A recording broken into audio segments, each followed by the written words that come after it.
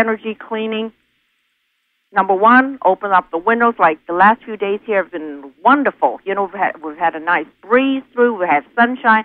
Open up all your windows. We hope that, you know, spring is over and summer has arrived. It came a little bit late this year, but this is a perfect time to do that. After that, do all your cleaning, you know, wiping the dust. And then, after everything is nice and clean, you know, visually, then the energy, you still can, if you like. I use you can use sage, but of course the Chinese 3,000, 4,000, 5,000, 6,000, 7,000 years ago didn't have Chinese sage. They used their own Chinese herbs to do this, and that's what I do. Which herbs do you use, Angie? I use a moxibustion stick. Does it smell good?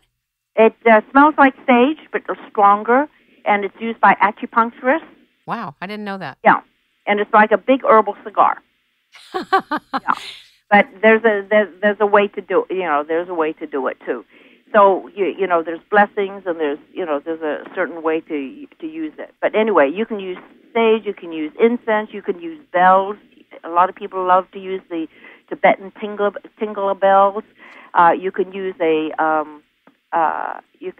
singing bowl. Talk about that. Oh, the singing bowl has many different kinds of metal melted together and shaped. Usually they're hand-shaped and forged into the bowl. And you use a wooden mallet, and you can rub it around or roll it around the outside rim, and it causes this resonance in there. That's wonderful. Or there's special bells that, again, are forged from a mixture of metals.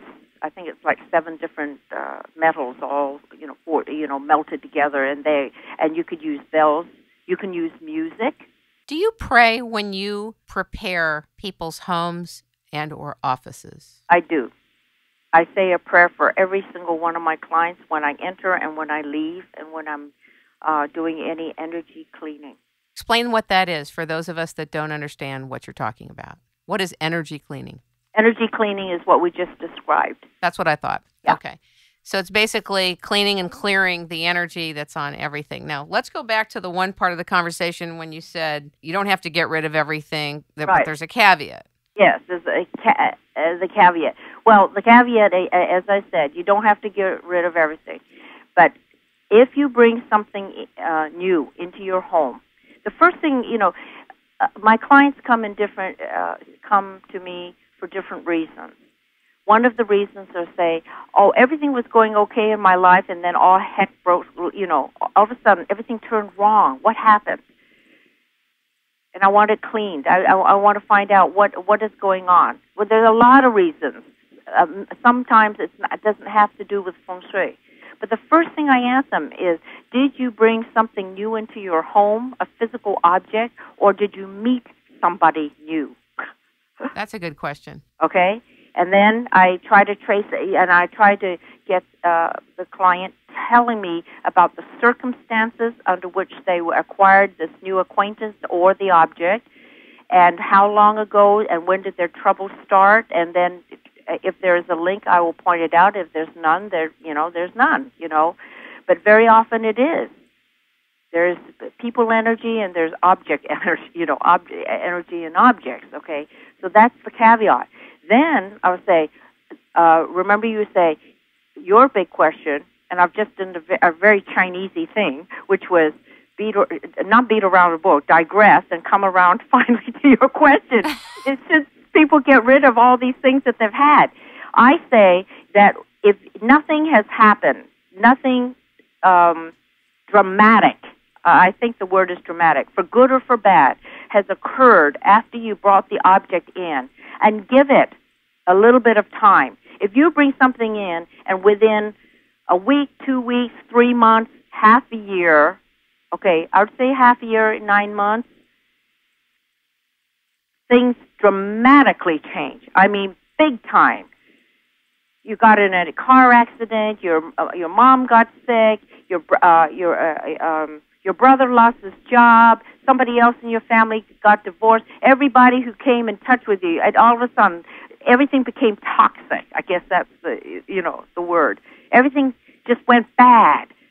Then I'll say, whoa, let's step back and take a look at this. What happened? What changed? Everything else was the same, except you changed the energy. Doesn't that give objects power? By doing this kind of analysis, in a sense, are we saying that we have to pay attention to objects and their origins and their surroundings? Because if they enter our environment, whatever was happening there is coming in with the object. We're bringing a living thing in our space, is what I'm saying. Even though typically people look at objects as inanimate. That's why I keep saying this over and over, because we're bringing living energy that's on and in those objects. Mm-hmm. Let's talk about good fortune and the prosperity that you've written about. You like these gold coins, don't you? The gold coins are something.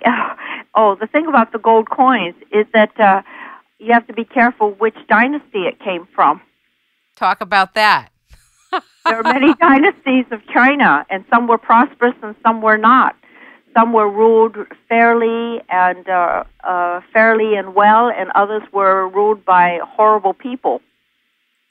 So when you pick out a set of Chinese coins and you want to be prosperous, make sure you pick it out from a dynasty. Well, name a few dynasties we should know about that were really prosperous. That I do not have in my head, Kim. Okay. And I will know that. Okay. But you should check on, for example, the Ming Dynasty was known very much for, beautiful things. And that's just one example. But there are so many of the dynasties that just do a little bit of homework first. I would just say in general, if you don't know the origin of something, or you can't read it, or you don't understand it, don't buy it. Don't bring it home. Some people have, from time to time in my life, offered me clothing that they used to wear. And ever since I've been aware of Feng Shui and aware of the physics, I've always said, absolutely not. And that's a smart thing. I don't want to wear somebody else's clothing that struggled or had strife or wasn't accomplishing something. Exactly. And if it's someone, like I said, if you knew that person, for example, if it's your mom, you love your mom, you know she was a wonderful, good person, kind, she was. Heart, compassion. She definitely was. Oh, okay. She's passed on now, but yeah. But if you feel that way about your mom, you would have no hesitation, right? Right. Would you take it if your mom gave you something? Oh, absolutely. My mom used to make beautiful Angora and silk. Right, exactly. Clothing. I have pieces of clothing for my mom. Both my mom and dad have passed on. I still have things of theirs. I have to hold on to them. Because I moved around so a lot, there are so few things that they ground me. They're my roots. They're part of my childhood. I still have the clock that was on the mantle in our house in Wellington. It was a wind-up clock, and I still have that. And then my husband has his grandmother's clock. The one that also was a wind-up. So we have these two. They are now antiques because they're both over 75 years old, right? And so that's okay because you knew who they belonged to.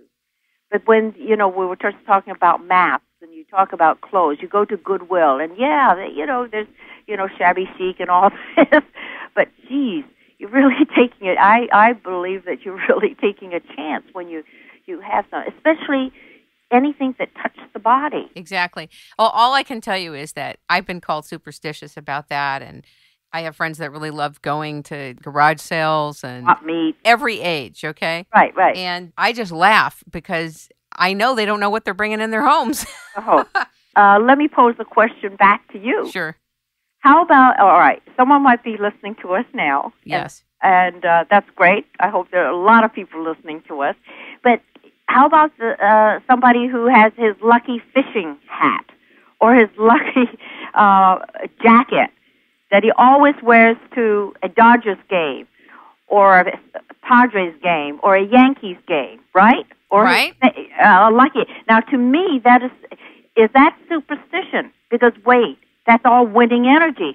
I always hang that flag, and boy, every time I hang that banner out, USC wins a football game, or the Lakers, your Lakers jacket, and I always wear that when I go to a Lakers game or when I watch a Lakers game, and they win.